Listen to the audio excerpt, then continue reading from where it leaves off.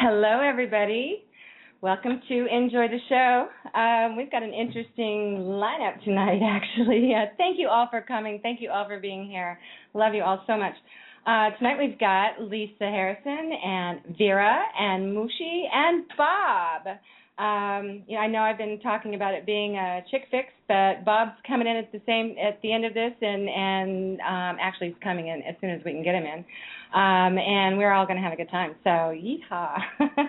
Welcome, Lisa. Thank you, Judy. Nice Vera. to be with you yet again this week. Yeah, I know. We've had 3 in a row, so this is pretty cool.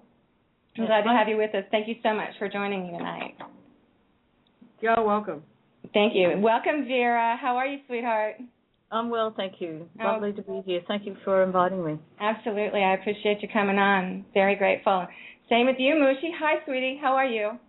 Hi, Judy. I'm good, thank you. Good. Thanks for having me. My pleasure. Thank you. I'll be okay. She's waving at you. I forgot. I'll be okay. Everybody wave at each other. It's okay. Not much is happening in my head today. And hi, Bob. Thank you for joining us. Can you hear all right now? I can hear our show in the background somewhere. Is that you, Bob? Is it me? Yeah. I'm okay. Yeah, how are you? Wait, I'll try and put it on my headphones. Okay. And you're live, Bob. Yeah. Thank you. Yeah. I'm glad to be here. Thanks for joining us. Are you able to hear all right now? Yes, I can hear now. Oh, wonderful. Yay. Bob was having a little bit of a hard time. He was hearing all of us being kind of robo, so I'm glad that all got fixed. Yes, again, thank you all for joining us. And I think tonight we're going to start off with something that, for me is something that's kind of important because I went through a period of time over the last couple of weeks of kind of, showing what was going on in the world outside of us, and it's all falling down, and, thinking, yay, this is really cool, and really paying attention to it. But somehow I got this message, again, very clearly. Focus on what you do want, sweetie, not what you don't want. Don't even worry about all of that. Pay attention. Focus on what you do want. So we're looking into doing that and, playing with visions of what we do want for this new paradigm for ourselves. How's that sound, everybody?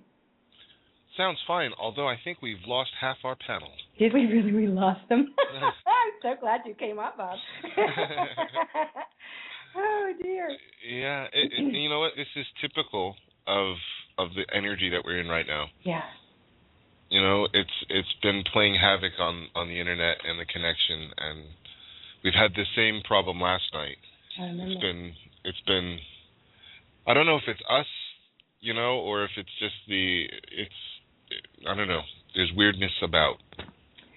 Yeah, there definitely is, and it's kind of hard to figure out where it's coming from. But I know that, from what I'm sensing is that, we are really raising our vibrational levels. Everybody's kind of going through these polishing of the diamond kind of thing, and maybe that friction is creating some static electricity.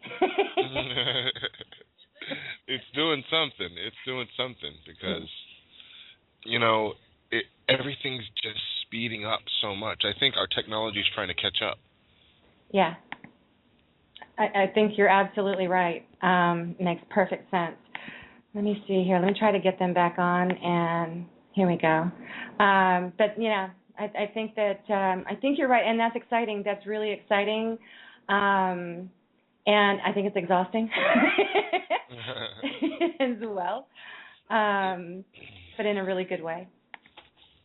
It's almost like if you ever watch those Star Trek movies when they go into warp and you see this just like blur, this streak, everything's just kind of out of phase just a little bit. Well, that's what it kind of feels like we're in that. Yeah. That.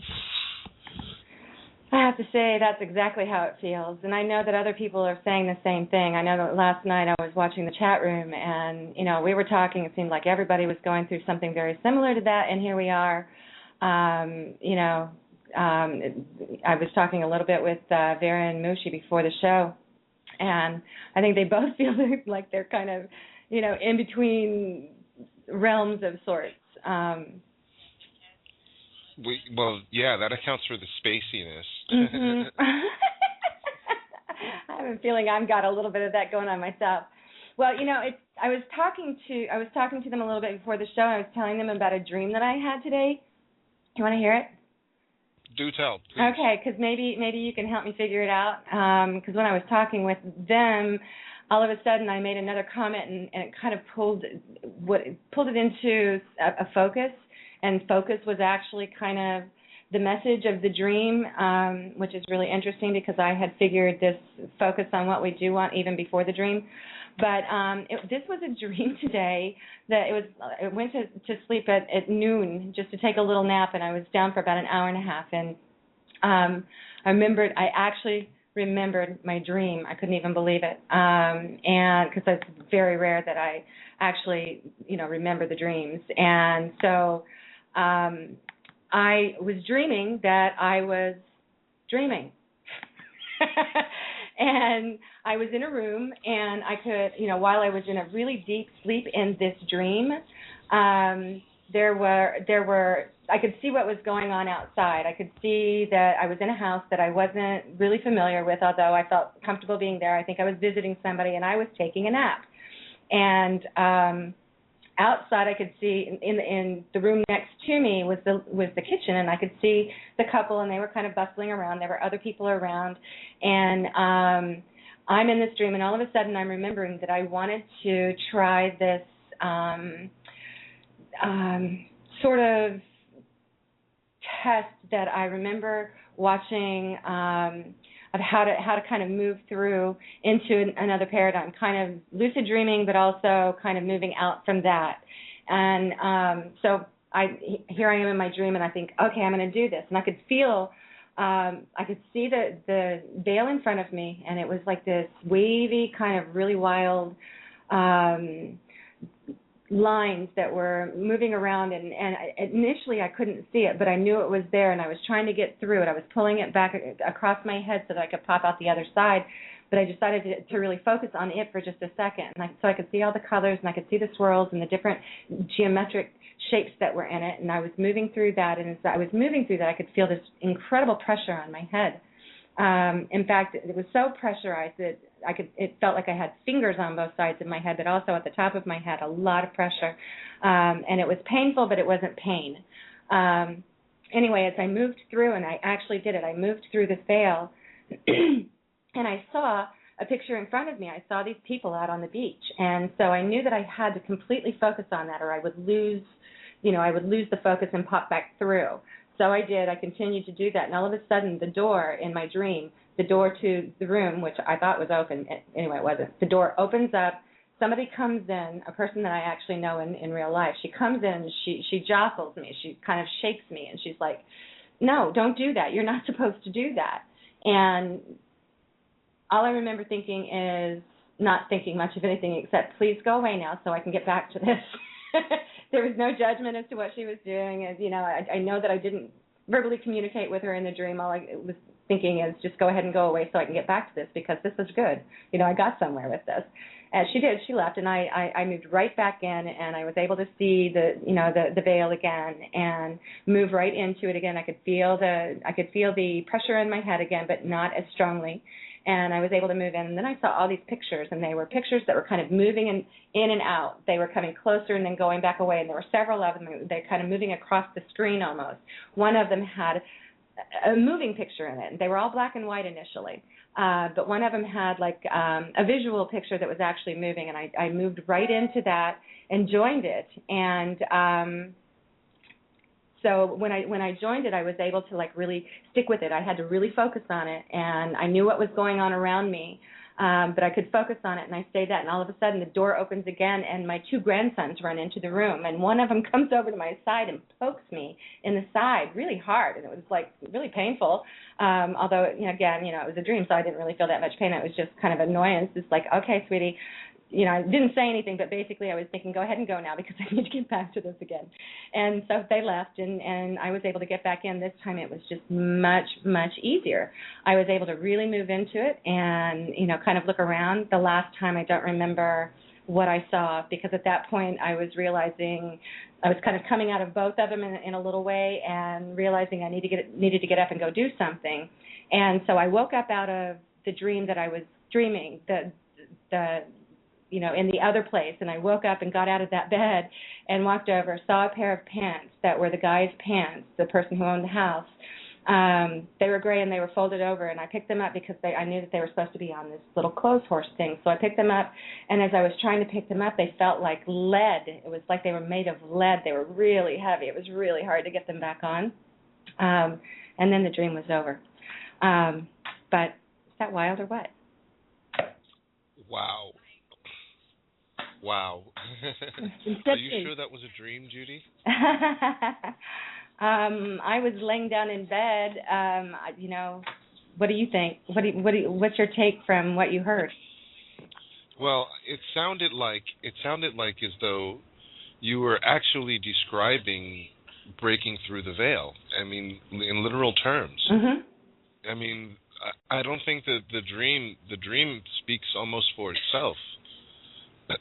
It's an awakening of that technology, that absolute technology. Mm-hmm. You're remembering how to do it, because this dream is coming into your consciousness because it's reminding you this is how you do it. What you described is exactly how you enter multidimensional realms. And a lot of people see it in different ways. Mm-hmm. For instance, I see it in bubbles. Okay. But very, very similar, right? Cool. You saw it as moving, pictures, and you selected which one you wanted to go into. Mm-hmm.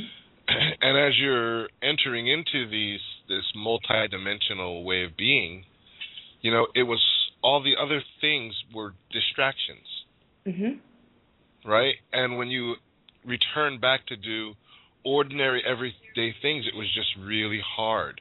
You're not going to want to do those things anymore. It becomes very difficult, because you want to be in that other place. Right. Well, it's interesting because before I went to sleep, I remember this. I forgot to add that in with my telling of this. Is that before I went to sleep, I actually spoke with my higher self and with Creator and said, I know that there is technology that I am being shown, that I'm being offered, that I am not somehow allowing in some way. I'm masking it. I'm, keeping it away for whatever reason, and I'd like to explore that in this sleep time. And so this is what I got from it, which is really amazing. But I think you're right. I think the reason that it showed up as a dream within a dream was kind of a way for me to get to it without feeling like it was too particularly personal. Do you know what I mean? Mm-hmm. So I think it was kind of an easing in. Well, it was beautiful. It yeah. I envy your dreams. I hardly ever remember them, so I was really thrilled. And it was one of those sleeps, especially the dream within the dream, the one that I moved through and into, behind the veil, through the other side of the veil. It was such a deep, deep, heavy, beautiful, one of those sleeps that you go, oh, just don't bother me. I don't even want to get up out of this. It was just so incredibly relaxing. I'm sure Lisa has something to say about it because she has dreams similar, well, not like that, but as vivid.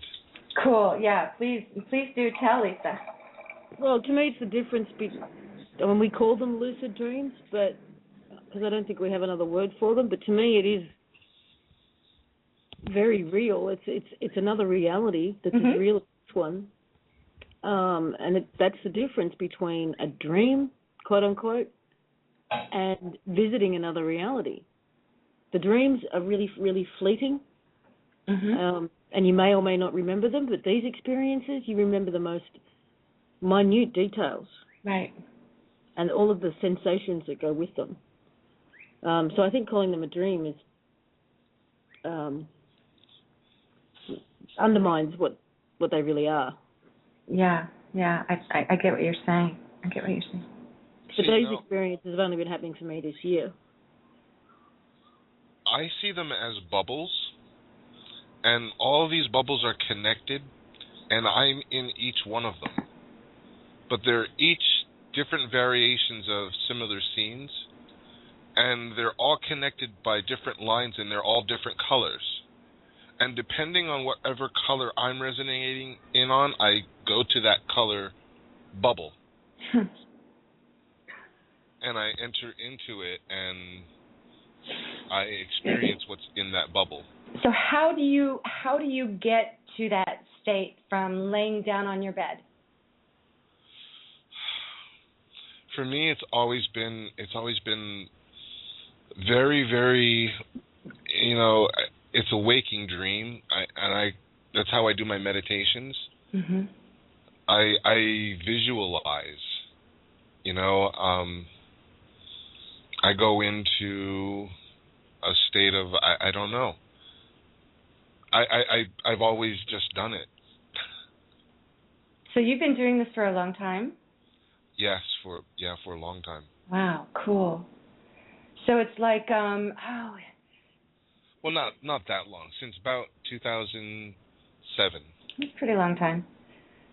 So it's like fantasizing or imagining, but it's hyper imagination. So It's actually pulling you into that space, but you don't have to be asleep. Right. Ooh, cool. It's like if you can just get the ball rolling with intent in your imagination, and then something else takes over. Is that what you experienced, Bob? Yeah, you do it as a kid all the time.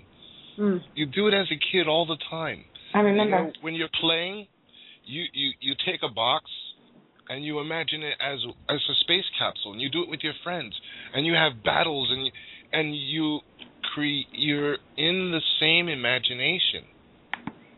It is so powerful that you had so much fun with it when you were a kid, and it's just, I guess I never grew up. I think that's the trick. So Vera and Muxi, have you had any experiences like similar?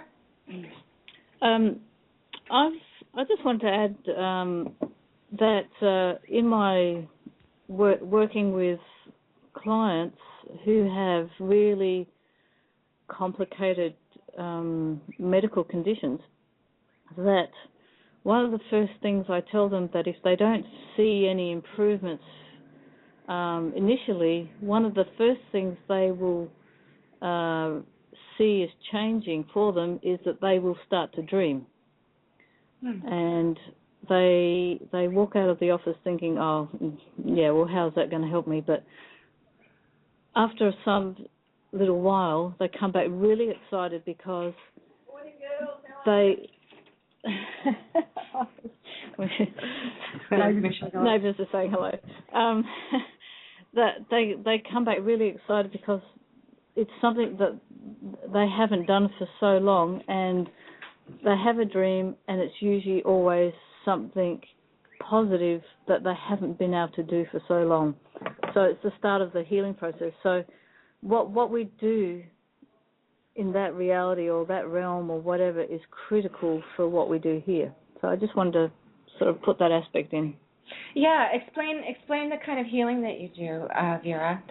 I'm interested. Well, it's continually changing. So, okay. But you're dealing with the whole body. It's but the work that I was sort of doing primarily relating that story was working with a device called the Scanner, which stands for Self-Controlled Energo Neuroadaptive Regulator. It was developed by the Russians for the space program. Mm-hmm. But it deals with the body on all levels, mental, emotional, physical, spiritual. So you're changing everything. You're aligning the whole body back into homeostasis, into its own frequency to help it heal itself. So you're allowing the body to do what it needs to do. You're Nice. there as a facilitator, and the device is just helping to be that medium of transference. But basically, it's your intent and your assistance for that person's for whatever it is that they desire. But certainly, for going back into the dreams, that's a critical aspect for people to be able to reconnect with. Yeah, that sounds really good. Now, is this device, is this the one that has these little wires that connect to your fingers and your ankles? No, It's not that? No. It looks like a remote control for your TV, pretty much. It's about that size, but it's only small. I have it on me all the time. It's what I used on Bob in Morocco. So if people have seen that YouTube video that Lisa put together, you'll see it actually in the first few seconds of Bob there. So it's only a tiny thing. It's frequency based. Okay.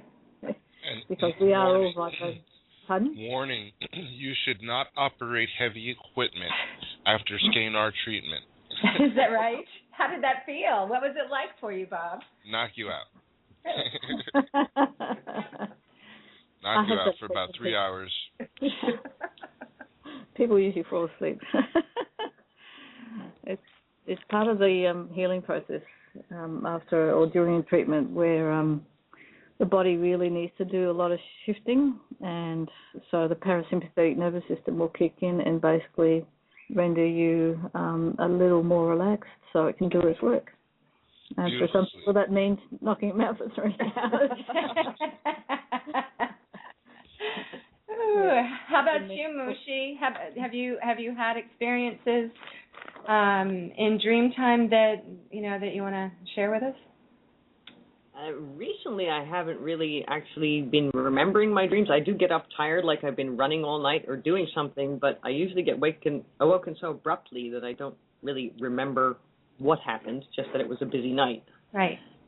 Yeah. Previously, when I was younger, I would have dreams that I would be in control, sort of participating knowingly in the dream, where I could have the same, not the same dream, but the same participants, the same scenery, and carry on with the dream again the next night.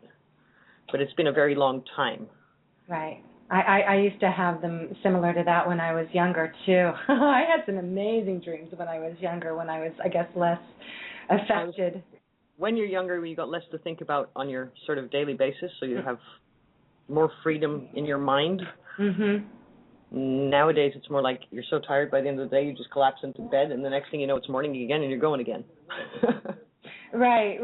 And that's typically what you said is how I tend to be, like, really not remembering my dreams. So with this one, it was like, whoa, cool. Yay, I actually remembered one, and this was, like, really, really, really cool. So, yeah, so I guess it can happen to any of us at any time, huh? Yep. I'm liking that. And Bob, what about you when you go to sleep? Do you have, since you can do this when you're not sleeping, what happens in your sleep? Do you notice dreams? Do you do the same thing in your dreams? Do you not? I don't typically remember my dreams either. Okay. I also wake with a sense of or a feeling of what I've been doing. Mm-hmm. But I notice that normally, because I daydream a lot, and when you're daydreaming, you're in that space. So a lot of the whatever it is that we were doing in our sleep will come up. It will come up in conversation. It'll come up in songs. It'll come up and when I can be reminded of it in a sense. Yeah. But some dreams, just like the one that you had, they just stand out. Like they're just so vivid, and they're more like messages. Right. Those are they're strong messages. I always know that I remember what I need to, and so I don't ever really worry about whether I can remember my dreams. Everybody experiences it differently, and it's perfect for you. Right. Well, I like what you said. It makes a lot of sense to me. It rings really, really clear and true for me that you don't necessarily remember them at nighttime, but during the day when you're going about your business and you're either daydreaming and it comes through, or you're having a conversation with somebody and this incredible insight comes through and you're going, where did that come from? Wow. Which I think happens to a lot of us. I never thought of it in context with dreaming and not really remembering your dreams, but having that be actually a connective point between the two. So I love that. Thank you. Actually, Bob, you also just triggered something in me too when you said I daydream all the time. I think just in the same way calling these experiences a lucid dream may be undermining their validity. Calling it daydreaming is probably doing the same, because more and more I'm finding lately that, and I won't. It's not like I'll be lying around just doing nothing but daydreaming. I might be reading a book. I might be doing my emails. I'll be doing something, and yet a scenario will start to play out in my head, or a conversation, a couple of sentences, something, and then it might be later that day when I'm on the radio or having a conversation with somebody that I'll find myself going, oh, this is where I'm supposed to say that. And so it was like I was given the words, given the information hours before, and then suddenly the opportunity to actually express that presents itself. And that's happening more and more and more. And it's always the same day. It's not days after. It's within hours. That kind of ties in with deja vu sort of experiences as well. Wow. Telepathy works very, very much the same way. It's you imagine the person that you want to connect with, and you. Sorry. No, I just remembered a perfect example. The other day on the radio, I think it was like One People Show. Earlier that morning, the line went through my head, as Rodriguez says, a monkey in silk is a monkey no less. Now, that came out of absolutely nowhere. It just went through my head. And then later that day, doing the radio show, I said, as Rodriguez said, and as I was saying that, I went, oh, okay, now I know why I'm saying it. So wow. It's and I think where I noticed that and where it struck such a chord with me was doing my transformational thought coaching sessions with people. And, I'd be sitting and talking with them and having this, just asking questions, and all of a sudden I start talking and these things are coming out and I'm going, whoa, that was really good. It was like really good. Where'd that come from? It's like I didn't even know that stuff before. But it felt like I have always known it, and so that makes sense that could be, I was thinking it was coming from higher self, and actually it is. It's just coming almost like it's already been experienced within the dream and now comes out exactly at the time it's supposed to. So, wow, this is like it's all intertwined and interconnected way more intricately than we imagined. What were you going to say about telepathy, Bob? Well, it's just that same visualization, using your imagination. Like you imagine who you want to connect with, and you imagine the conversation that you would have. And you can ask them questions, and they'll respond. but it's just a matter of trusting it. Where you like, oh well, I'm just making it up, and yes, so what? That's true about everything. That's true about everything. Everything. Day-to-day life, you're just making it up. Well, and nothing came into being without a thought first, without somebody creating it in their mind. Right. Exactly. And then focusing on it. Right. And when you understand and you begin to trust it, the communication is established. I do that when I'm in session, and We did that yesterday. yeah, we Muxi and I were doing a session yesterday where Muxi imagined herself to be somebody else, and I was asking questions of that someone else through her, and so she was getting the responses back, and we were getting that communication like through a surrogacy, and that was really interesting. Wow. Very well. And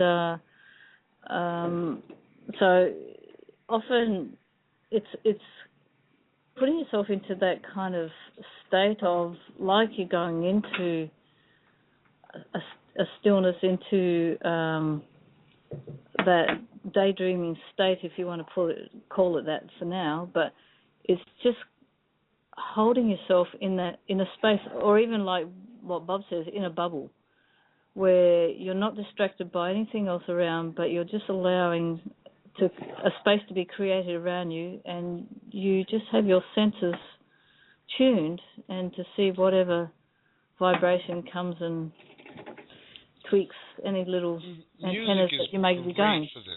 Music is great for this. It's like music was designed for daydreaming. Mm-hmm. You can use music. It is the perfect medium, and allow yourself to drift. It's been something, we've been trained not to do. Exactly. An idle mind is a devil's playground. I've been hanging with the devil since I was like old enough to be coherent.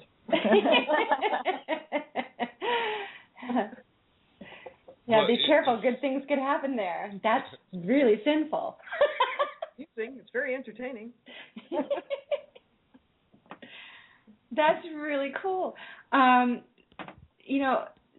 So what we're talking about here is really we've just been, just like you said, we've been trained out of the possibility of and the actual fact of who we truly are, multidimensional beings, connected, interconnected, and able to move back and forth. And right now we're figuring that out. Bob, what kind of places, what kind of experiences do you have when you go into these bubbles? Whatever he wants. Oh boy, that. I just like the way you said that. He's not X or R-rated material, please.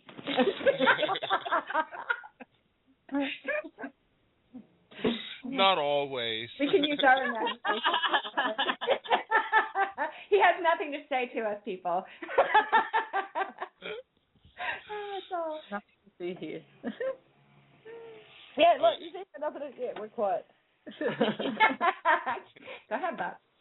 It's a skill, I developed because I was paralyzed from the neck down. And there's nothing you can do, but think. And, I was in Spain, and, I'm sorry for the Spanish people, I love you, right? And I can speak Spanish rather well sometimes, but when they start talking amongst themselves, it's just, in Spain. So you couldn't watch television, all I would do is I would live in my dreams. And then, I started to realize that you could use it. And I would... manipulate it. I would start getting I would start getting confirmation. You know, people would tell me, you showed up in my dream last night, you know, or you came to me, I heard your voice, and you know, and I would get it so often that I was like, this is real, and I began to play with it, and it's, you can create worlds, and that's why when I say that, you know, your dream world is going to become this reality, that's what I see is happening. That's what I feel. It feels, because I have so much fun in that state. You know, you can do anything. Right, and what an agent provocateur your condition, or you know, the accident or whatever it was that you had to, you know, really have you focus on creating something other than, you know, what you had to deal with at that moment. I mean, I can see that being such a strong force for, you know, really creating the focus for that. So, you know, what a gift in that way. Yes, and that's the only way I can look at it. You know, I don't regret anything. You know, if anything, I'm more and more grateful. The more I understand, the more I expand, the more I let go, the more grateful I am for everything. And you don't have to try for it. It's just natural. Lisa, come on. Help him. We were muted because there's a whippersnipper in the background. Oh, okay.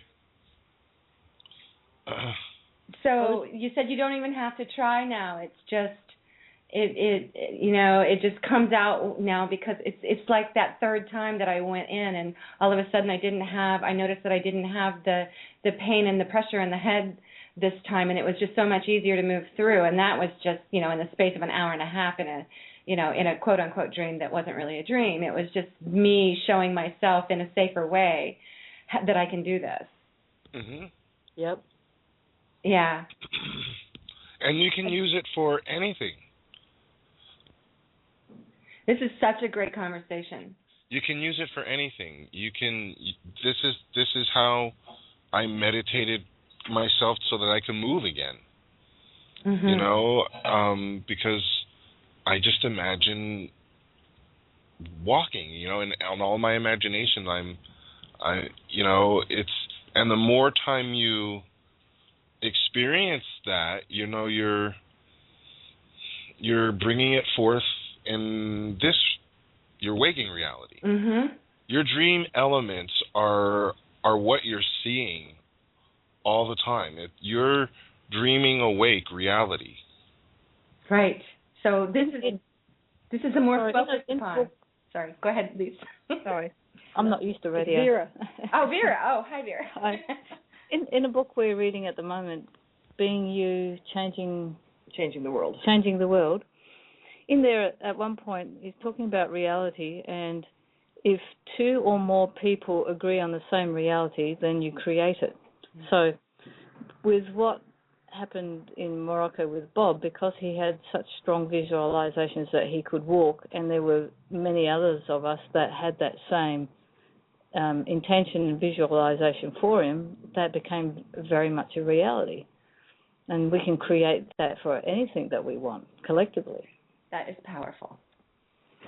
The other aspect of this, too, is that your brain doesn't know the difference between something that is physically happening in real time, mm-hmm. or the memory of something that's happened in the past, or the visualization of something that's going to happen in the future. It doesn't know the difference, and your body responds exactly the same way as if it is happening right now. And if you need proof of that, all you've got to do is remember the most embarrassing moment of your life when you wanted to just dig a hole and bury yourself. In this moment right now, you will get red in the face, you'll feel that feeling in your stomach, it will be as if it's happening. Or when you were incredibly angry with someone and you just wanted to kill them, you'll get angry, you'll feel it. Mm-hmm.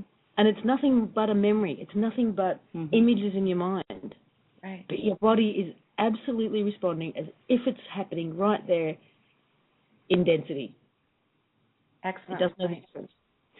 There's actually studies or an actual practice of rehabilitation of limbs, for example, using mirrors, where if, say, your left hand wasn't functioning properly, you would set up a mirror there, the right hand would be doing the movements, and your brain would actually translate that mirror image as your left hand and start repairing the neuron pathways in the brain to actually bring that online quicker. Wow. So it's actually, proven. So. Yeah. So all kinds of things are possible that we've just not had in our focus as a humanity because we've been so taught away from them so specifically for so long, and now it's all coming back within our view, and now it's time to play. This is what we were talking about this earlier. This is the event. We're experiencing it right now. This is the revelation of the absolute technology. And understand that we're learning this as we're speaking it. It is... we're remembering it. We're remembering it. And it is, it's a reawakening. And we've done it already. What have we been dreaming of, all of us? We've been dreaming of this new world. Collectively. And we all come together with such pure intention with this because we all have the same or some very, very similar information from nowhere. Nobody's been taught this stuff yet. We're all coming together with this same information and this same knowingness. That's powerful. And I can feel it right now as we're all coming together. People are beginning to reshift their focus right now.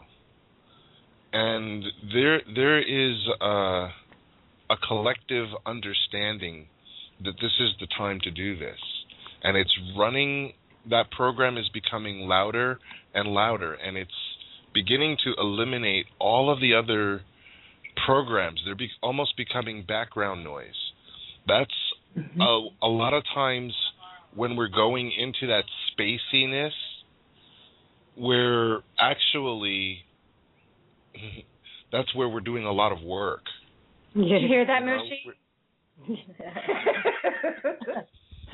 You're busy, girl. She just stepped away, but she knows that. And it's just a recalibration. And when you come back out of it, you're a completely different person. What you're experiencing in these moments of spaciness is what you would have experienced probably in 3 years of transformation in the old energy. And I'm just talking about just a few months ago. Well, you're literally transforming and rewriting yourself in these moments to moments, and it happens quite frequently during the day now. Yeah, well, I've noticed that since I got up from the nap, I've definitely been in this spacey mode, and it more than usual. We've got 4 callers on right now. Are you ready to take some callers? Does anybody have something that they want to say before we take on some callers? Go for it. No, go for it. All right, cool. So let's go with area code 661. Area code 661, are you there? Hello, area code 661? Hello. Oh, hi. Who do we have here? Oh my God, it's me. That's so weird. Hello? Hello? Can you hear me? I'm on there. Who's me? Me is Jade. Oh, hi, Jade. How are you? Good. How are you? How are you all? Sorry, I'm a bit shocked. I didn't think I was going to get through. Is this Jade from Melbourne? Yeah. It is. Oh, hey, lovely. Hey, Melbourne. I'm sorry, this is so surreal. I didn't think I was going to get on, so... how are you? Happy to have you here. Very happy to have you on. So what's going on with you, girl? Do you have you had anything like this going on? Yes. Oh my God, so much. Like so much, I can't even put it all into words. But the dream topic you guys have sort of been on today is just, as you were talking, I was just, remembering all these old dreams from years ago even. I dreamed so vividly, like since I was a child. And as you were talking, I was thinking about this really prolific dream I had when I'm 24 now, when I was 21. And I was in a very different phase of my life to where I am now. But it was like this massive awakening. And I had this dream. I was with an ex-boyfriend at the time, and I was at his house, and I was in bed, and I was dreaming, obviously, and I had this dream of being in a room in the house, and I looked out this window, and I saw the moon, and it was really, really huge. It was like almost sort of magnified.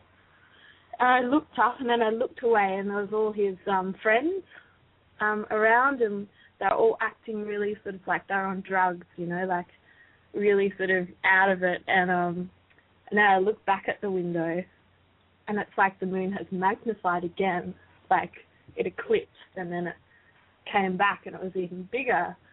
And then I look away and look again, and it's like the moon is sort of like poking into my window. It was like the most amazing sight I'd ever seen. It was like being on the moon.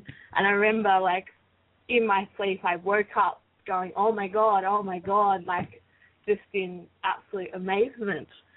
And, and I woke my boyfriend up, and I was like, oh my God, it's just amazing. And I was just like back on earth, like it was really crazy. And then, and and then I went back to sleep, and I dreamt again about the whole scenario, except the moon had been and gone. And the people in the house were all just, like, oh my God, did you see the moon? And then I look around, and my boyfriend pops his head out of this little tent, like he'd been hiding. He's like, what have I missed? What have I missed? And it was like so symbolic after that. We broke up, and it was really traumatic. And there was 3 eclipses in a row after that, like right after we broke up. And it was just like, like my whole life transformed after that. It was really, that came back to me then while you guys were talking. That's very and cool. Other dreams as well. Go ahead. I was just going to tell you those. Go ahead. Go for it, girl. You go.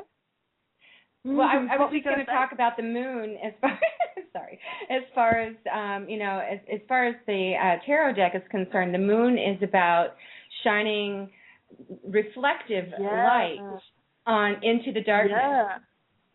And not necessarily being able to see everything, but it's reflective light into the darkness. So it's very symbolic as far as that, and it makes a whole lot of sense.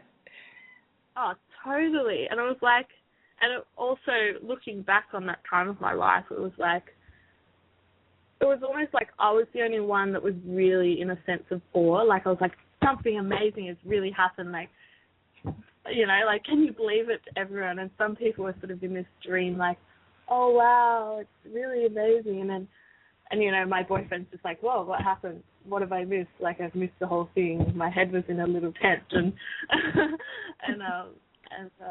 it was really amazing dream. It sounds like it. Did you say you had another dream too? Yeah, well, I was actually thinking of another scenario with dreams and a realization just came to me as I was listening to you guys as well.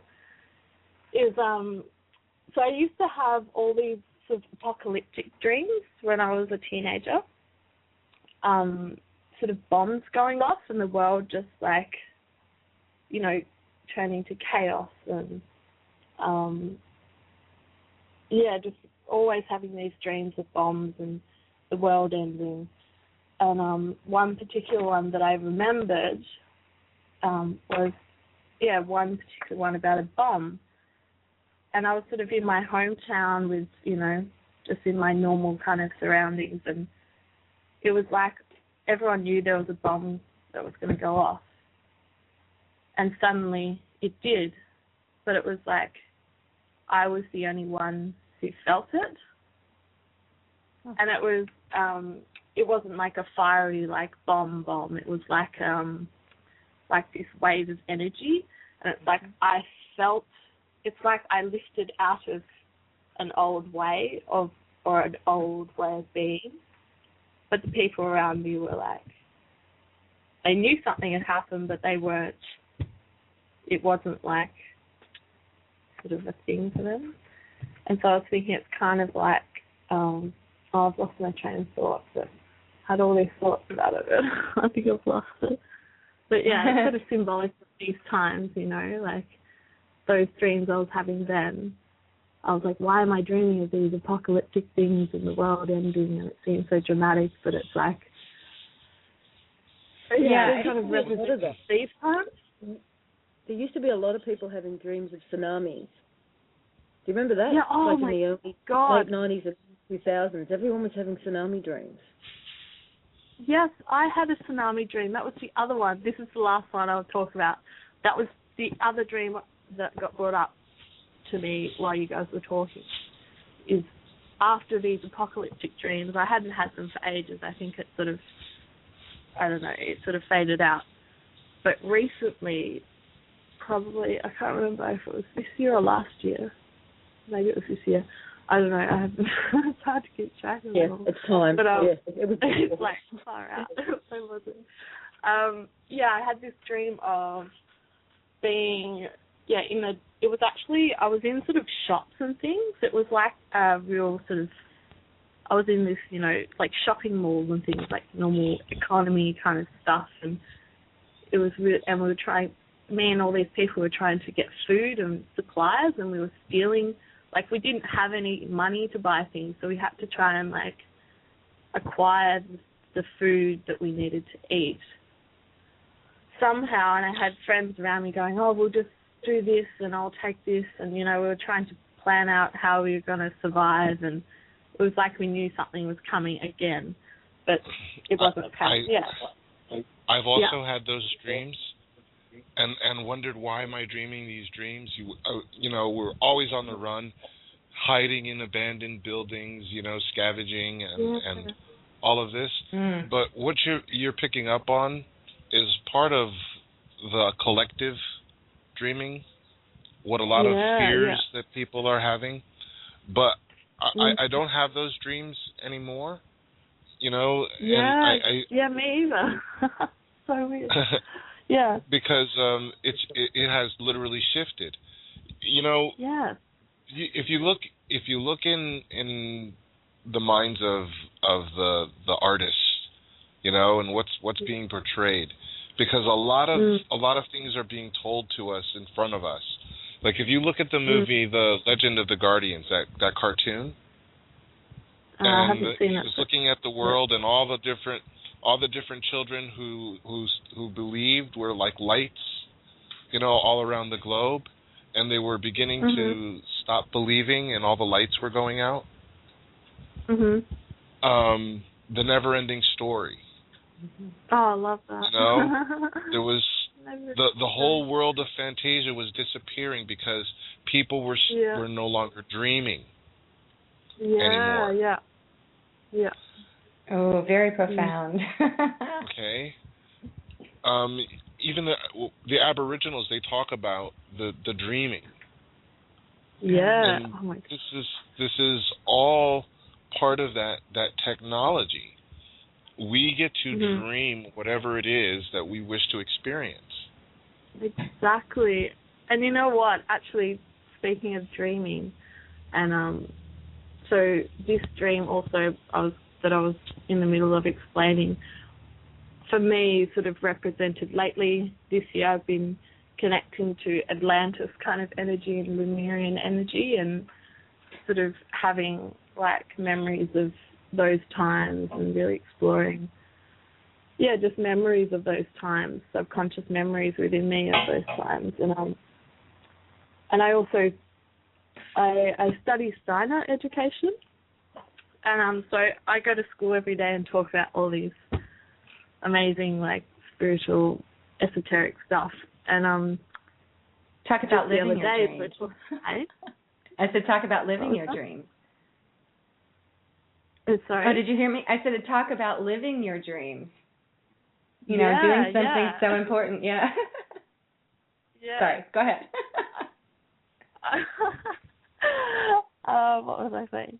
Oh, yeah, so the other day we were actually talking about, we were talking about how to bring history to children or something, and one of the topics I wanted to do, Aboriginal history, and so they talk about how the Aboriginal people they're still connected to Lemurian times, and do you guys sort of know much about Lemuria? I've heard, I've read a lot, I've kind of looked into it. I don't feel a great connection myself, but I definitely have looked into it. How about you guys? Yeah. Well, I've heard that Australia is the reincarnation of Lemuria, and that the United States is of Atlantis, or at least in that karmic sense of, that the United States is working out the karma of Atlantis. Australia is working out the karma of Lemuria. Oh, interesting. And that makes a lot of much things sense from those times. Yeah. Hey. Yeah. So, was that? Did you get? Did you get it all out, Jade? Yeah. Oh, there's so much I could say. I'm losing track of all the little things I thought of earlier, and I don't know. It's hard to well, that's okay. Thank you. You did great. Thank you so much for joining us and adding your I can't dreams. believe I got on. Well, you added a lot. Yeah, I think a lot of people have had very similar dreams, and I think it really helps to bring out this information to for the people to connect the dots, so to speak. So yeah, and like Bob was saying, it's like for me as well, like all those apocalyptic dreams have seemed to end around now, like just within this year, and it's more of a sort of creating, like, we are in this new world and we're all figuring out how to use it properly. It's like we have this new sense or consciousness, and now we just got to put it into play. Yes. Yeah. And really thanks to Lisa time. and 5D Media Network, we're able to play online with all of each other and really kind of bring it out for all of us. So thank you again, Lisa. Oh man, I'm really grateful that I found all of this, because this is quite recent. Probably I discovered you guys maybe a month or two now. But yeah, it's crazy. Like every show, it's just like synchronicity after synchronicity. I'm like, far out. Life is just nuts. It's just every day, It's amazing, and I love it. Yeah. Sorry. Anyway, I don't want to keep babbling because I could for ages. I feel like I've babbled so much.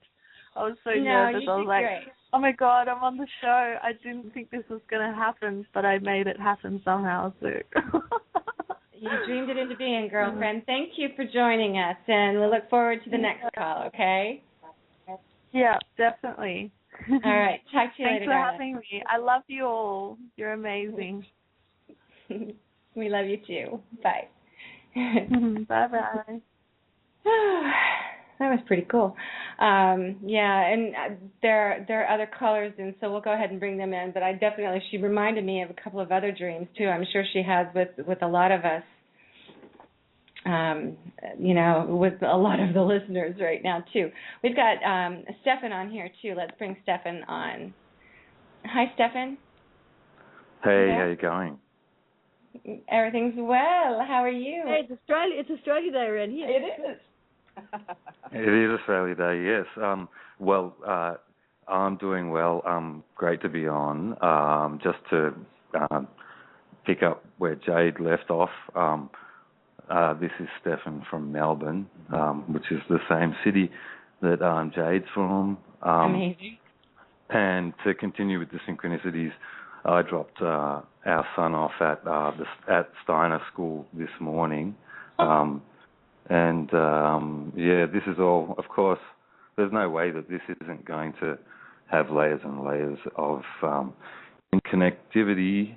Yes, this being, the dream time, I guess that we're living, or we're growing up learning about Indigenous culture in Australia. The term like dream time is pretty much what we get taught, and we don't really get taught what a lot of the gnarly stuff that went down post-colonial history, but dream time really, really sticks.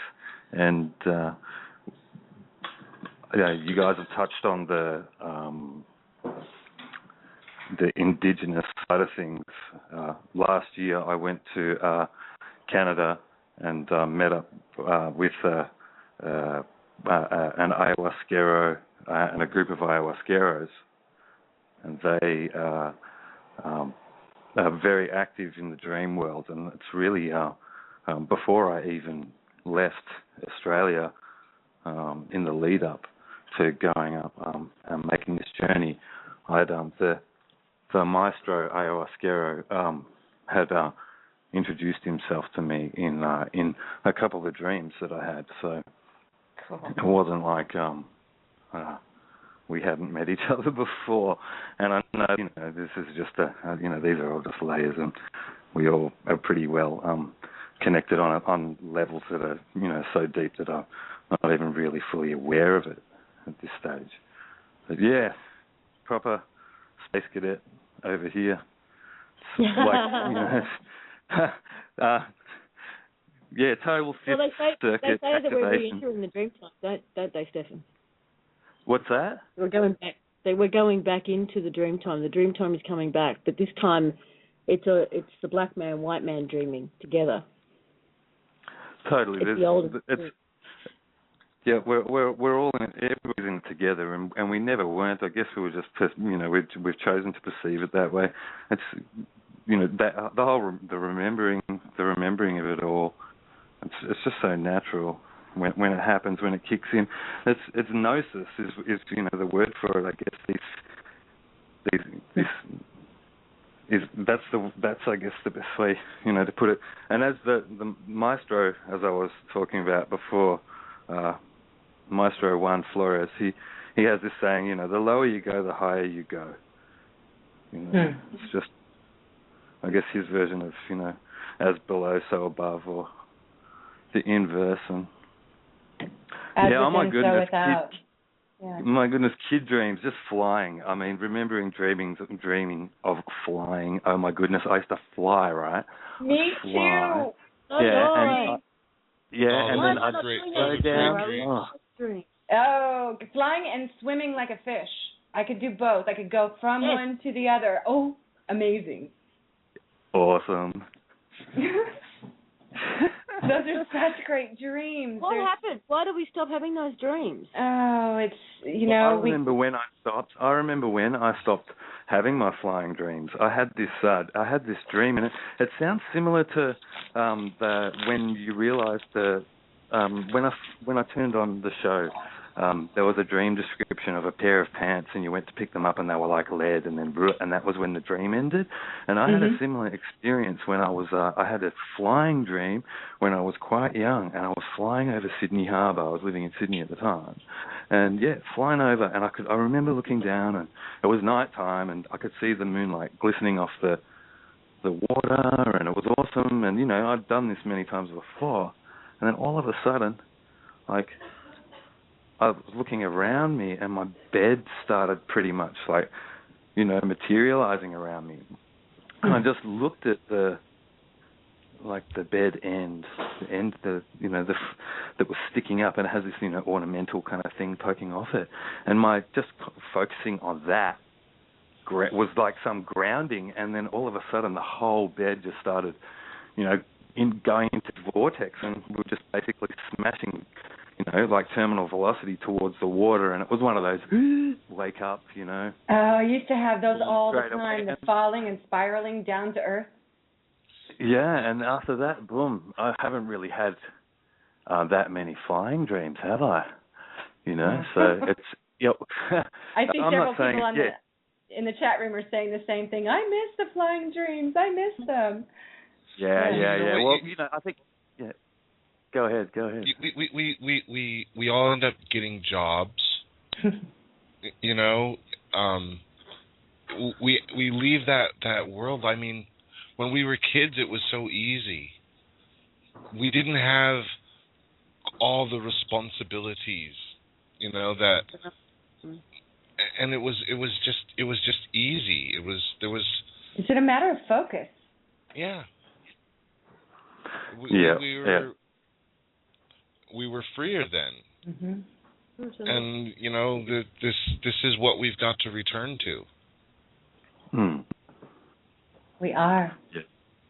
Yeah. Oh, it happens. The other day I was just driving along on the, I guess it was 3-lane, 4-lane highway, and I was like, I don't know. I just got everything to move out of my way, like clear the whole lane, like boom. Like, it's crazy. Like, I was like, I'm not like sitting there going, I'm going to clear this lane. It's just like, I don't know, it's just like playing, It's not, and with the whole cloud busting thing, I've been doing the whole cloud busting, and like taking out entire, like, it doesn't matter, like you start on the small ones, but you can take out like entire systems, and to the point where you've smashed up so much cloud that other clouds start forming. I don't know if any of you guys have seen that happen, because there's so much like water in the air that you're changing the state and changing the density, that other parts of the sky start forming clouds like right in front of you.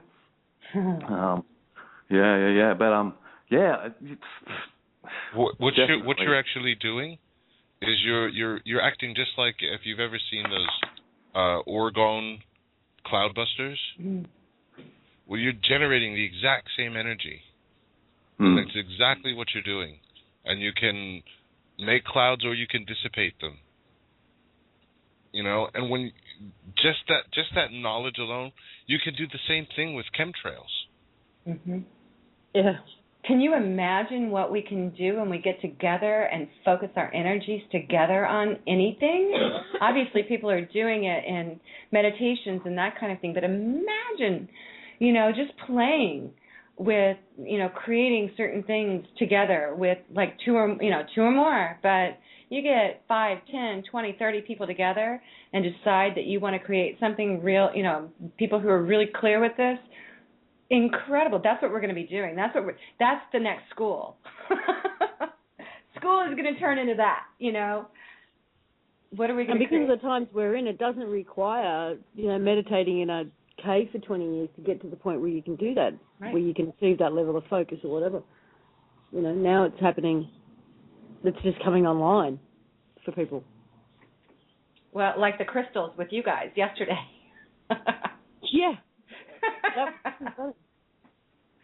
And then Muxi walking in, and her energy is like so high, and it just kind of explodes the whole internet thing for you. It did. Every time she talked to you. Yeah. I dropped off. Yeah. But we had yesterday actually after the show, the three of us went down for a walk on the beach, and I was telling Bob this last night. We went for a really long walk. This is it's a long beach. Excuse me. And then at one point I went for a swim, and we laid down on the beach, and it was quite windy. And this visualization just came, and I was seeing the wind blowing out of my body, from the DNA right up through to my energetic body. It was blowing out all of the crap, basically, all of the implants, overlays, programs, whatever. And I could see it going off in the wind like streamers, like smoke, but it was all rainbow coloured. It was all lots and lots of colours. And that went on for 10 or 15 minutes. And then I got up, and I was so energized that I almost ran, but I didn't quite. Walked really fast ahead of the other two back to the house. And I just had to burn it all off. That was the word that kept coming to me, burn it off, burn it off. And I felt amazing. I almost felt like my feet were going to lift off the ground. I was that light. Interesting. It was really cool. That sounds so cool. So I can understand why Muxi blew out the internet when she gave back. For real. Well, that's that playing with those energies and having three people together with, such amazing clarity and energy and, a connection. Really, and just like you guys all did when you were in Morocco. So many beautiful things happen. So much power comes from that. I'm so excited to see what's coming for us, as we open to it, actually. It's not even a matter of, having it come to us. It's just a matter of us opening and allowing it to come to us or be us, come through us. Or come out of us is probably right. the way. Yeah. I don't think it's something we have to ask for or to receive from outside. I think it's just all going to start coming out from within. So you feel like this is going to be kind of a really natural outflowing of just where we are energetically as a solar system and as, human beings opening to the energetics that we're moving into? Mm-hmm. Okay. I like that. Yeah, when I try and think about, just when we're talking about, imagine what we can do if we all, got together and made a little dream crew or whatever, a little energy crew, and not little, let's say do 300 people, 3,000 people, whatever. But then I just think it's just one of those, that whole gnosis thing where I just know that it isn't necessary to organize it in that fashion. I've already willed that organization. It's already happened. Do you know what I mean? Yeah. But thanks for having me. You're probably sharing the same intent, the same vision anyway, with at least 300 people out. Right. And that's a collective. In itself, it's a electromagnetic kind of sphere, energy bubble out there anyway. Yes. That anybody can get into at any point.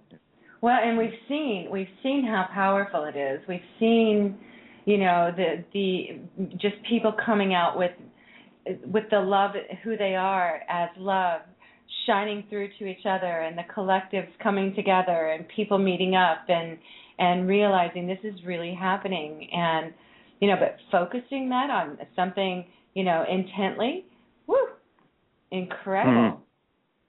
Yeah. Incredible. Thank you for having me. Thank you, Stefan. Thank you so much for calling in. Love your voice, by the way.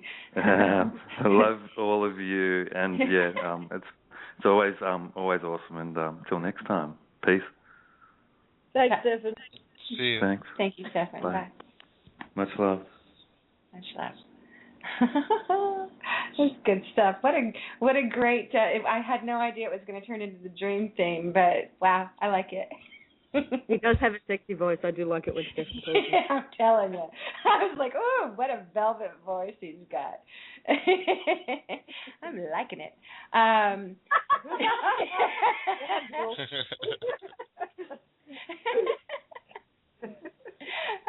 We've got another caller here. Might as well go ahead and take it, and then we can play a little bit more.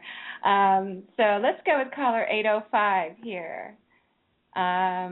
Hold on a second. I'm not doing my thing right. Hi, caller 805. Who's this? Hey, this is Mitch again. I spoke Hi, to you Mitch. yesterday, I think. Oh my God. Here we are again. You are so right. That guy had a sexy voice. I'm not gay, but he totally reminded me of a friend. Just the things that he said. It's like he's in Australia, I'm in Santa Barbara, but it's just, there's really no distance. But before I forget, you know what we're talking about? We're talking about this collective consciousness.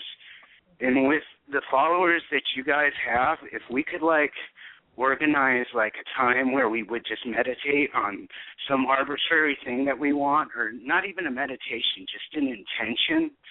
You know, you look at the hits on the different websites of American Kabuki and Brian Kelly's blog and Removing the Shackles, and we have that energy. It's been scientifically proven that it only takes 8,000 people meditating or concentrating on something to change the consciousness of the world. And I'm a yoga teacher. I constantly do it. In a population of 200,000, it only takes 4 people meditating to change the consciousness. And it's we have that power right there. That's actually what we used to do on the Collective Imagination show every week. So we know it works. And we can certainly set the intent to do that on next week's show. We can ask the guys to actually put something about it on their blogs. That'd be cool. We really should. We really should. Just like you guys are just right there. And you're speaking to so many people. The date next Tuesday, the 20th. You know what I wanted to mention, though, if I can interject something else, is Stefan was talking about ayahuasqueros, and that's, what kind of sparks my mind. They work with the ayahuasca, and, what we're talking about, dreams, what people think is that, our third eye, our pineal gland, when you go into theta rhythm, which is sometime in the middle of the night, sometimes 2 o'clock in the middle of the night, is usually when we have our dreams. And what happens is, when it gets dark, our pineal gland excretes, what's the name of that stuff? Somebody help me out. Melatonin. Melatonin. And then in the middle of the night, it excretes dimethyltryptamine, and that's the active ingredient in ayahuasca. And that's a different path, to dreams that you guys haven't mentioned yet. I'm sure I'm sure you guys have had experiences with it. But with my experience, I went to the Church of Santo Daime. It's a Brazilian church. And it was kind of similar to what Bob was saying. When I went into the dream state, this bubble shot out of my body. It was like a torus, like the shape of an apple, and everything became invisible, and it connected everything. It was like a big, huge web that shot out of my head and came in through my root chakra. And something just held me, and it said, just relax, it's okay. And I really met God. I went and I met God. I died, and death is nothing to be feared. It's definitely something to look forward to. But that's just a different way, of getting there. Some people, what I decided is these people, they do this stuff and it's intense. There's people out there really holding it down, just like you guys, but it's a bit intense for me. And I figured these people doing it is enough. They're holding it down for the world. And through meditation and through other modalities, you can get to the same place. It just kind of rips the curtain up just really fast, and you can meet God if you want.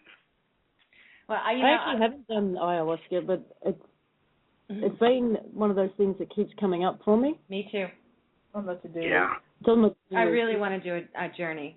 Yeah, that's how it was for me. It just it kept coming up. I read on it, and then just somebody approached me about it, and the seed sat in my mind for a couple years. And there's places, they say when you go to it, they say it's not like Christianity or anything. It's not anybody's duty to witness about it. But basically, I don't think there's any rules. And if there's something calling to it, You know, there's just certain people, they say there's whatever, I don't know, there's a certain number of ayahuasqueros in the world, and these people are just called to it, and it's incredible. It's a very sacred thing. You know, it's definitely a very sacred thing. To me, I know that, you know, if I'm going to do it, I want to go out and I want to, you know, get my own, I want to go out and cut down the bark and, you know, and get the leaves and, you know, just because I'm told that is, you know, and be in communion with nature and the plant and the spirit of the plant. And to me, that's what feels right. But I definitely am looking forward to having a journey like that sometime soon. You're right. It's an incredible. We don't need it. Go on. What did you say, Lisa?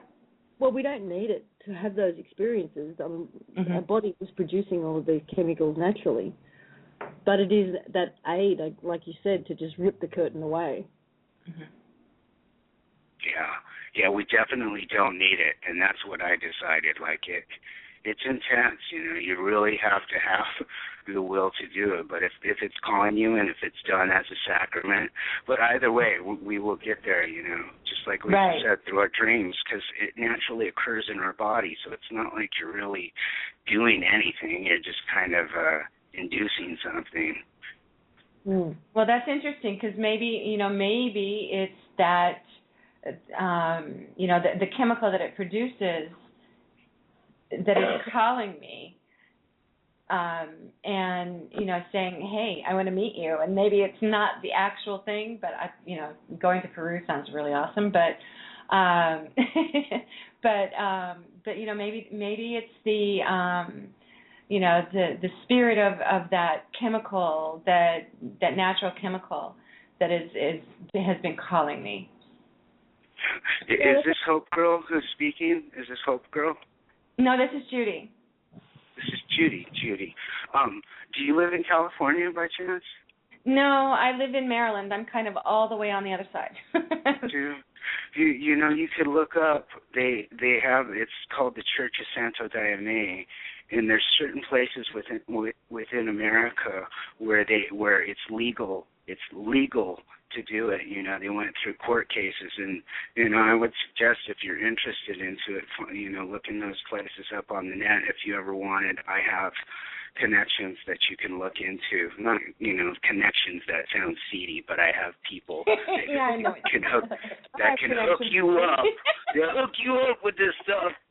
But you could do it in a safe environment. You know, you could do it in a safe environment because it is illegal in some places. And I did it up in Oregon, and you know, it's legal there. Mm-hmm. Well, thank you. I appreciate that. Yeah, you guys, thank you for having me on the show. I won't be a microphone hog, and I love you all. Thank you for holding the space for us. No problem. Thank you so much for joining us. All right, you guys. Have a good night. Good day. Love you, dude.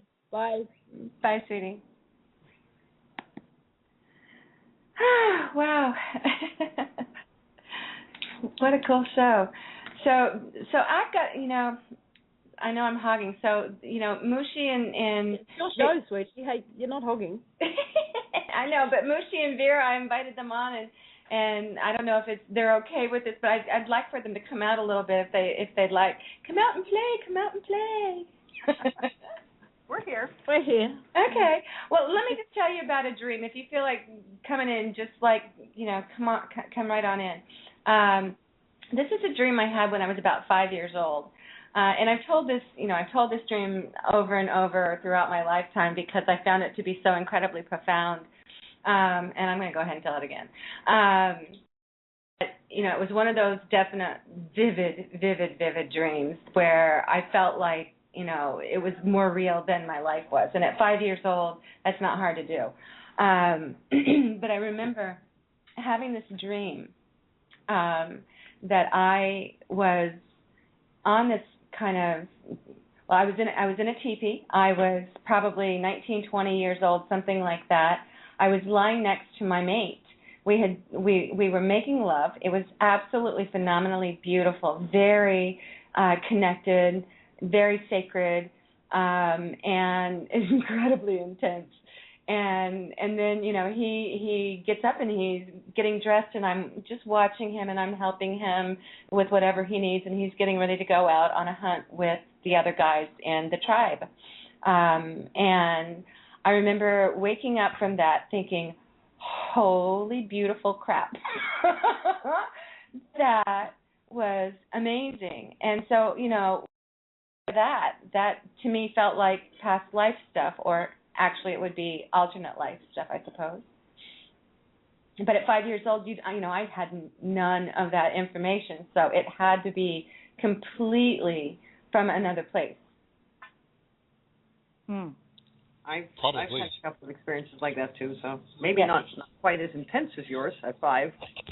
Yes. I was like, wow.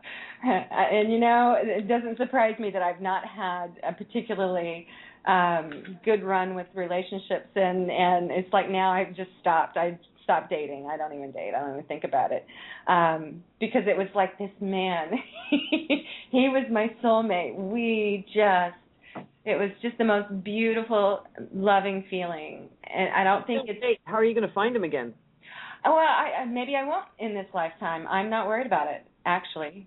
It's just, for me, that was such a, honestly, when you, and I've heard other people talk, pose that question to me, and it's such an easy thing for me to come out and say very clearly that it's very likely. Because if you're meant to find your mate, you'll find them in the most bizarre ways, and not in any way you could ever possibly imagine. Well, I'm not dead yet, so I found mine in the middle of nowhere in the middle of Brazil. So, and I didn't even know I was going. So you don't really have to worry about it. If it's meant to be, it'll happen. There you go. To me, it's like, okay, fine. If it happens in this lifetime, that's fine. If it doesn't happen in this lifetime, that's fine too, because I know that I get distracted easily when it comes to being in relationships, and I know that my focus needs to be very clear right now on what I'm doing with this shift. And so, maybe that's just me kind of, placating myself. That could be too. So post shift, all excuses are off. Woo! Well, then post shift, we'll just pull each other to each other, and I won't have to worry about it or think about it.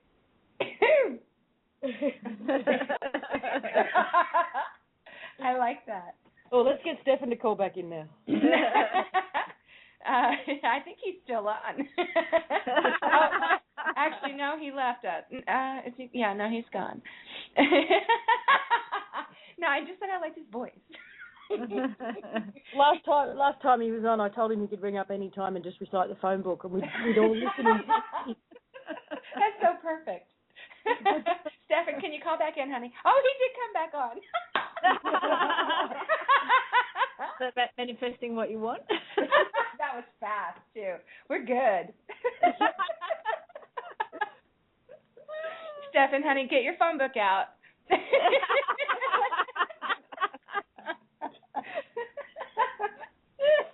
Oh, Lord. Is Bob still there? We still got Bob. Bob, hello. I'm still here. I'm sorry. I put my microphone on mute because I was eating potato chips. You had the crackle thing going on. And I didn't tell you, Lisa, I actually had a dream with you in it several weeks ago. Okay, do tell. It really was kind of sort of uneventful. It was we were. Wait, I had a dream you were in it. It was really boring. I didn't say boring. I said uneventful. Other than the fact that what I noticed about the dream, what I could remember of the dream, was that you were there with two of your girls, and there were tents set up. It was kind of like those 10 by 10 tents that you do, sell things from at a fairgrounds or something like this, and it was kind of in that. And we were having a really good time. And it was, the part that I remembered was it was already nighttime. The tops of the tents were red. They were really pretty.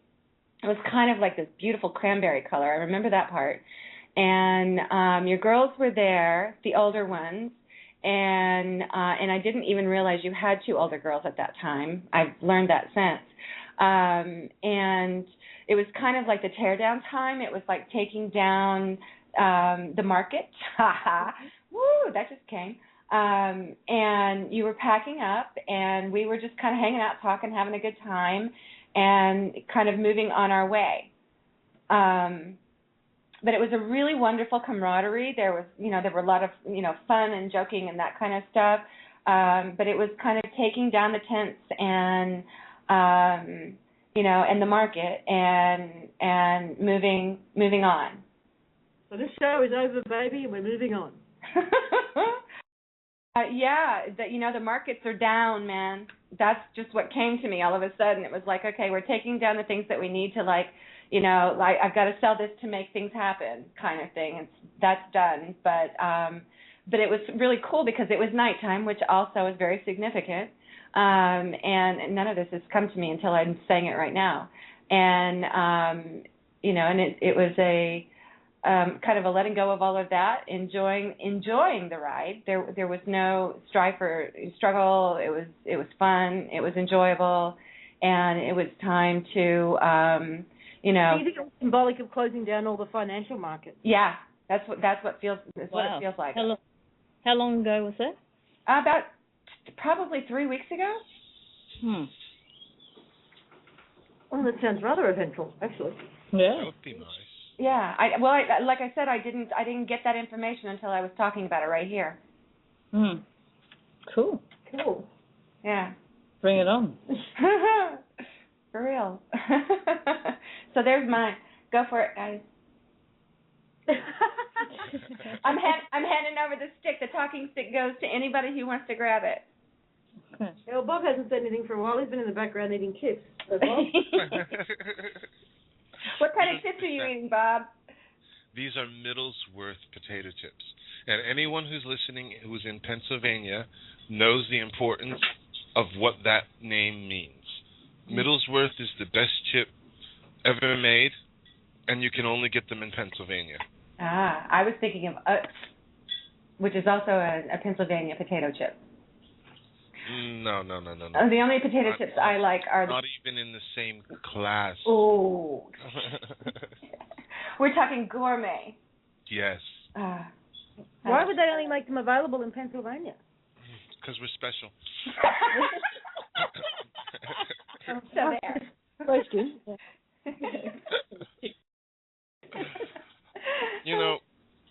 I just want people to understand that this is all supposed to be fun.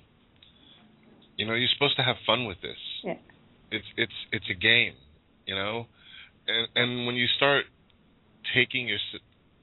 stop taking yourself so seriously, and stop taking your circumstances so seriously, and you literally loosen up, it gets so much easier. It's just I don't know what to say. But it's easy. It's not work. It's real fun. It's like going back to your roots, which is like your childhood, and experiencing the world fresh and new again. Because now we've got something new that we can play with. We can now play with our realities. So everybody, it's. I just got some really terrible images in my head. Anyway. I was just going to say something, Bob. When people hear those things, they go, yeah, it's all right for you. You've got you haven't got my problems. You don't understand. You don't know how stressful it is to be losing your house and taking care of kids and having to send them to school and. But when Bob's saying it, people can't say that. It's more confronting when it comes from Bob. Yeah? Because, okay, maybe he doesn't have the problems you do, but you can walk. Yeah. You're not talking, this is not coming from a guy who has it all. Oh, not hardly. Yeah, exactly. I do have Middlesworth potato chips, though. you know, and someone who hasn't had challenges or, you know, hasn't had to fight the good fight, because he has, from a very, very young age. So people can't turn around and go, yeah, well, yeah, that's all right for you to say. So it makes it even more confronting. Mm-hmm. And I think, again, it comes to focus. What do you want to focus on? And it's like my dream. I had to focus on getting through that. And first of all, I saw the veil. I had to focus on the veil, and then I had to focus on getting through it, and then focus on what I saw and to pull myself into it and not pay attention to those who were trying to pull me out of it. Ooh, this is good. You know, and there were people that I loved and people that were really concerned about money and that kind of thing, the people that were trying to pull me out of it and yank me out, and told me, you know, people that I loved saying, and people that I, you know, quote unquote trusted or whatever, saying, you know, don't do that. It's not good for you. Please don't do that. And I was like, just move away here. I love you, but I can get back to this. You know, I'll see you soon, kind of thing. And so it's that focus that, you know, it's hard when you don't see right in front of your face what can save you or make it easier for you or whatever, to focus on what isn't yet to make it what is. Yeah. One lesson I've learned in life is that the harder I try and fix things, the harder it is to fix them. Yeah, what you resist persists. When I just let everything go, it all worked itself out. Same here. Live in the now. Absolutely. Well, you know, what would one of our shows be without Jerry Jones coming in with a poem?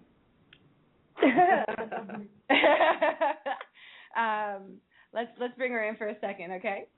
Yep. Hey, Jerry Hello. girl. Hi there. Hi. How are you? I'm very great, thank you. How are you all? I know you're all well because I can tell. So I had actually put in the call first when you were mentioning, actually Vera mentioned how when the whole group had the intention for Bob to heal, and it reminded me of a story. The people I work for, the lady's niece, suddenly had a very rare brain. It was like an aneurysm, but it wasn't one. It was something really rare, and she had some sort of major bleed going on in her head. And when they took her into the hospital, everybody's like, there's just no hope for this girl, you know, like it's pretty much curtains, but we'll try this and try that. And they did, you know, they want to do operations and this and that. And they're a very kind of, they're actually Christian sort of family, but that part didn't sort of bother it because they got praying. And they made a Facebook page for this girl. And I had people that I know praying that didn't even know who she was. And there were people all over the world praying for this girl. And she pulled through, and it was almost impossible that she could. And she's now almost healed. She had trouble, last time I heard she had a bit of trouble kind of reading stuff, but she could understand stuff, and she started to speak better and better. And it was one of those stories that she really shouldn't have survived, but there was just so many people were praying for her, and she came through it. And her father had, I believe, in Miracles tattooed on his arm, like literally really tattooed, or Miracles Happen, something like that. So the power of that is like enormous, because it really was. So during the chat, in the chat room, there's one of our good friends here, Christine, who always is on the chat. She's got an issue, a physical manifestation going on, and we're putting out an intention that every day at noon in Arizona, we're going to put out the intention that her body is healthy, well and perfect now and in every moment of now. So, we're going to put it out there and see if we can help her heal. So that would be really cool. That's nice. Thank you. Thank you. Hi, Christine. I think that's an excellent idea. Let's do that. Thank you for coming in and bringing that to our attention. Yeah, it'd just be nice to help one of our friends. That would be great. So it's just powerful. I just learned so much from that story of this girl. Can we make a Facebook site for that so that we can invite people on and remind them? For Christina, we totally could. Let's do that. Let's do that. Let's get in touch later on and make that happen. Okay? Let's do it. Yeah, absolutely. Let's do it. Yeah. Cool. So all is well, and we'll get it done. So keep moving onwards and upwards. Absolutely. Help our friends. So yeah, I could give you a quick poem here. It's called Light, because this is what's going to heal her. My wonderful world is full of light. In this world each day is bright. I am thankful for all my days, because they are full of sunshine rays. Whatever each day to me brings, I'm sure to make it give me wings. The ups, the downs, the rights, the wrongs, I make them into sorts of songs. So see your light and feel its power. Feel it through each and every hour. Forget the dark and live in the light, and love everyone with all your might. There, that's it for you, Christine. Okay, Christine. Thank you. Well done, Jerry. Beautiful. Thanks, well done. Love you, sweetheart. Thank you so much.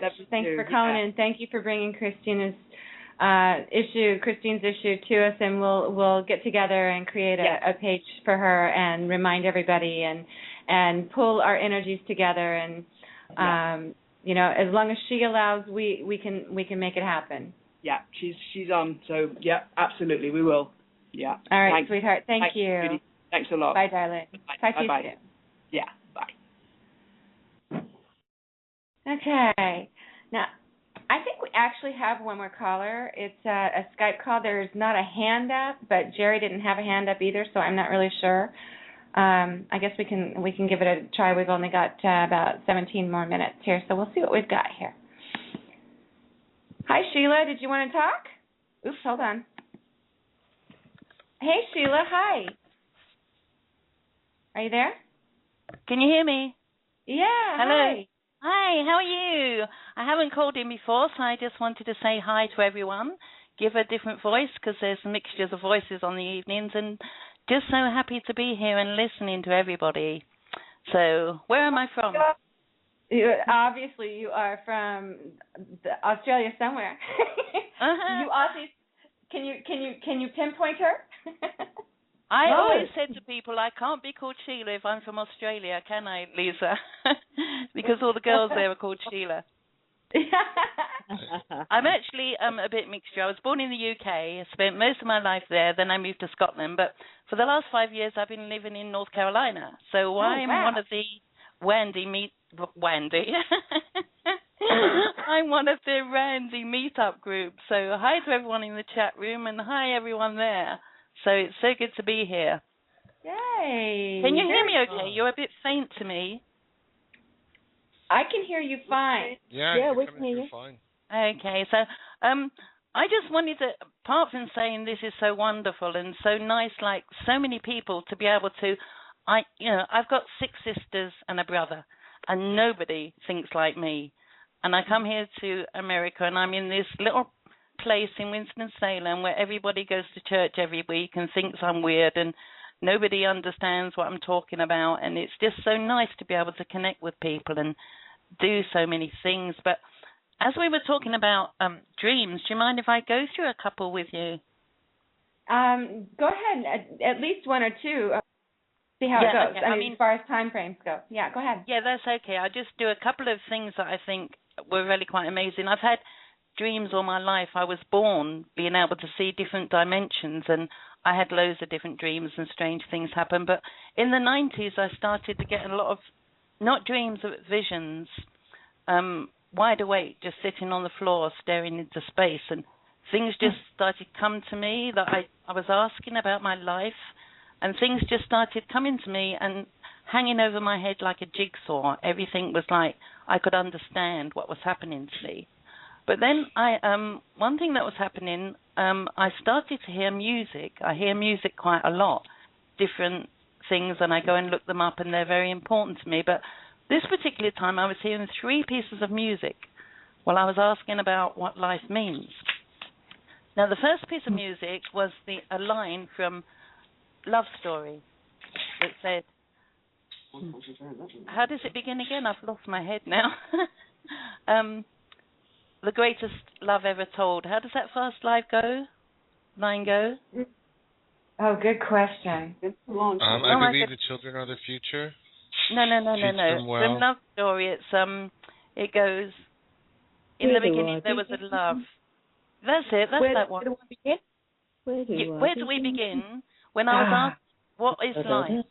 I got, where do we begin to tell the story of the greatest love that's been, the greatest story that would truly ever be?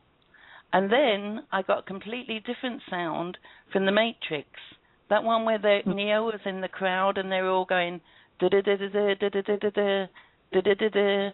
And what I got from that was, in the beginning, there was so much love for everyone that we can't tell you how much this love is. And then I got, in life, everybody's so busy wandering around and busying themselves that they can't understand or see the love that's there. And then finally, the last thing I got at the end was, do-do-do-do-do. Is that one? And I thought, oh my goodness. And what that said to me was, it was like, as you were talking the other day, it was like a penny dropped. And it was like, there's so much love here, but everyone's too busy. But if they only realize when the penny drops, everything is so simple and so easy. And that was just, and we will meet our space brothers and sisters. Exactly, yes. And I just say quickly, along those same lines, another vision that came to me at the same time. I again was sitting on the floor, and I was seeing things, and I saw what I thought was myself. And I don't know where I was, but it seemed like I was up in the sky or somewhere when I was standing on like this cloudy kind of stuff. But it wasn't me, it was just like an outline of me and glowing. And I was standing in front of somebody, and I knew I'd been summoned, and I didn't know what it was about. I didn't see anybody, but I just heard this voice. I wasn't out of my body or dreaming or anything. I was wide awake, and I could see it all in front of me. And I stood there, and I said something, I don't know what, to this being.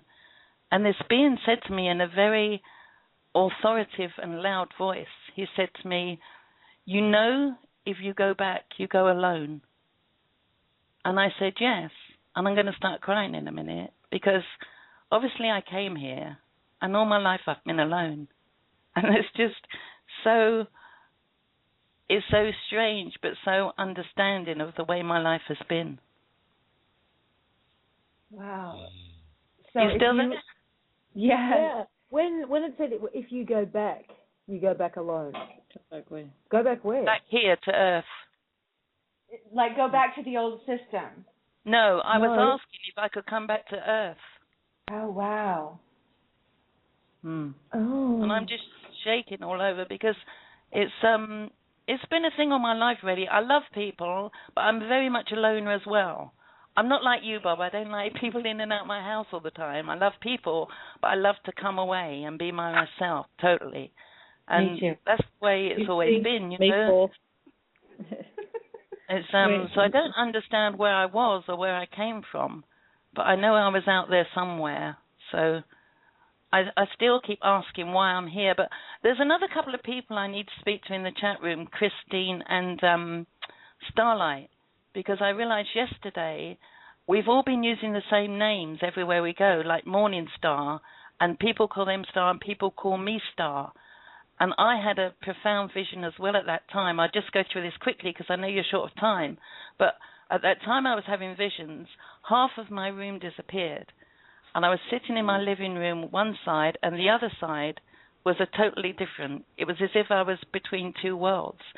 And it was a scene with, like in the desert, with a river, and there were teepees, and there was this Native American standing there. And it was a time when I was really asking and saying, there's nothing left for my life. My children had gone all over the world, and my son actually lives here. My daughter lives in Australia, and I was in the UK. So... and I was thinking I could just go back home, and he suddenly appeared. And I just looked up at him, and I said, well, who are you? And instead of speaking to me, he held up a book. And it was a very tatty old book that I'd bought secondhand from the library years ago. And I went upstairs to get the book, and when I came down, of course, he'd gone. But when I opened it, there was a picture of him in there, and his name was Morningstar. Yeah. So that's why I wanted to speak to Christine, and I'm shaking now because they both said they have visions as well, so we need to catch up on what's going on.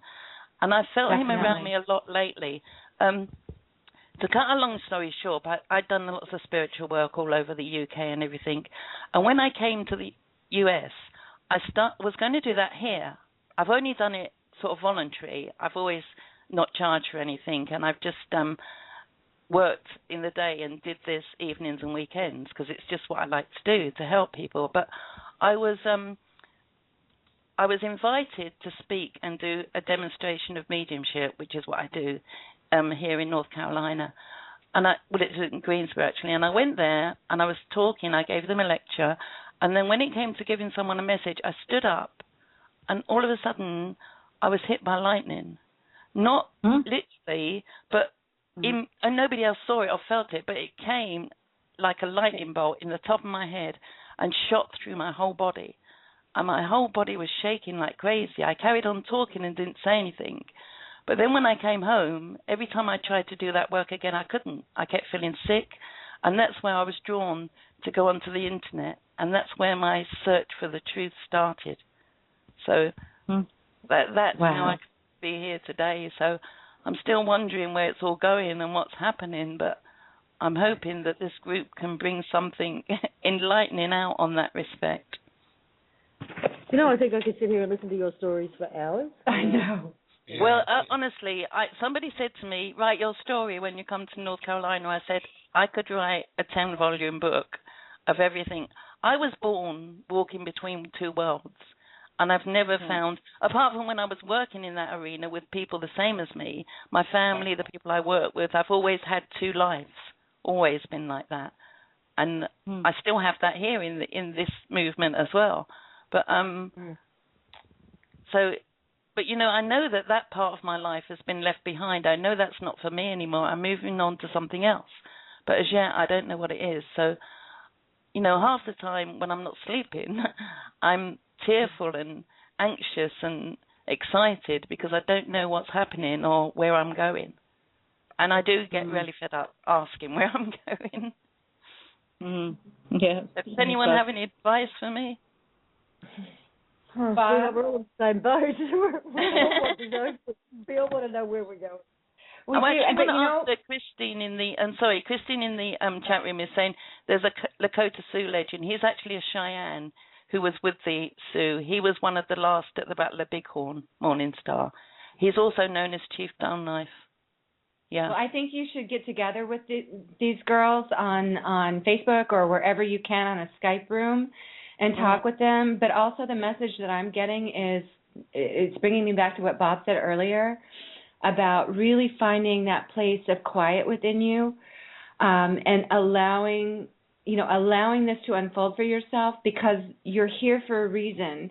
You're here for a reason. I know, yeah.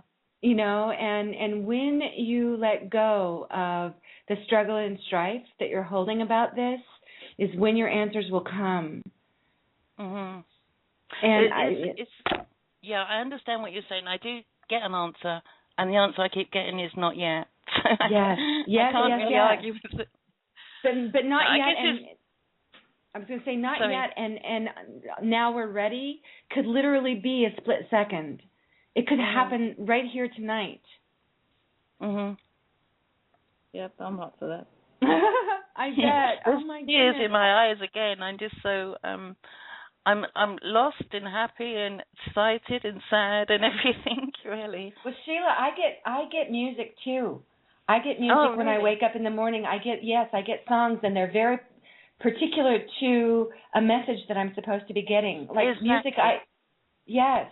And a lot of times they were coming in with birds. I was hearing birds that were waking me up, but they would come in with this particular music that I would wake up with. Exactly. And sometimes Thank you.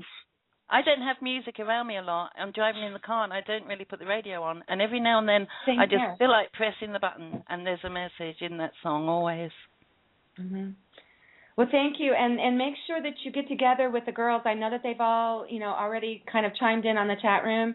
Make sure that before the chat room gets shut down later on, that you all find a way to connect with each other, because I'm absolutely sure that you were meant to tonight. Yeah, we do. And I'm the one that started that One People chat room, so we've got that as well we can talk into. Wonderful. Thank you. So thank you. And sorry I took a bit long. No, it wasn't. It was fine. No, it was really nice listening to the stories. Mm-hmm. Yeah, please call in again to one of the shows, because I want to hear more stories. Yeah. Okay. I love you, Lisa, Bob, Joy, everybody. Thank you so much. Oh, thank you, Sheila. Love you, girl. Bye. You're not alone. Yeah, you are not alone. not by a far stretch, girl. Okay. All right. Love you, sweetie. Bye. Okay, bye. Whew. Wow, that was powerful. With so many beautiful, beautiful people on the planet right now having these extraordinary experiences, how can we not be changing the world? How can we not be going to an amazing place? There's no stopping it. No, I agree. It's just a matter of focusing on it and acknowledging what is. Sometimes I'll get in these little places where I'm like, oh, God, this is tough. And then all of a sudden I'm thinking, hold on a second. You know that's not the way it is. Yeah. You see this all unfolding. Synchronicities are everywhere. This is not even questionable anymore. It's amazing. I get confirmation all the time, because half the things that what I'm thinking, I'll go online and I'll see people talking about the exact same things. In Skype chats and Facebook, and it's all, everybody's getting the same messages. Everybody's getting the same, sense that we're moving into something bigger, grander, greater. And we all have the sense of we don't really know how that looks like. Yes. I just know that we're all too smart to be here to just sit back and do nothing. Right. I'm with you, girl. Have faith in us. I don't think that we're not doing. I don't think we're not doing anything. I think we're. Yes, I mean, you wouldn't have come here and chosen this lifetime to just sit back and smell the roses. And I can't tell you how many times I've heard that to even be here on the face of the planet right now, I don't care what visage you take on, we are all highly evolved spiritual beings who had what it took to come here and to move through this time and to make this expansion happen. And to be here right now, there's not a single one of us that isn't incredibly highly evolved. You know what I mean? I agree with you completely. Yep. Yeah. Well, let me go ahead and before we get off completely, I just want to kind of plug the other shows, because thank you so much, Lisa, and I really, really, really love every single one of these. Today's Wednesday, of course. Enjoy the show. Thursday is Cool Coincidences with Barbara. We don't have Cool Coincidence anymore. Oh, thank you. Okay, Friday is Remembering with Matthew and Emilio and your nephew as well, right, Bob? Yep. And what is his name again? I'm sorry. Darius. Yeah, I got to speak with him. I just have a hard time remembering his name. Saturday is the Transitioning. Sunday is Elemental Evolution. Monday, the One People. And Tuesday, the Collective Imagination. And we just love you all. And thank you so much for coming and sharing your time and your energy with us all.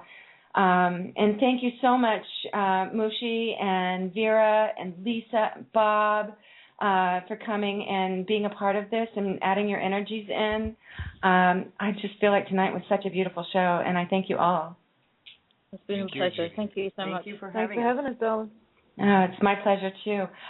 So 10 seconds. Anybody want to add something really interesting? Love you. Just love everybody. Love. We are not alone. We are all together. Don't forget that. We are all together. We love you all so much. Take care. Bye.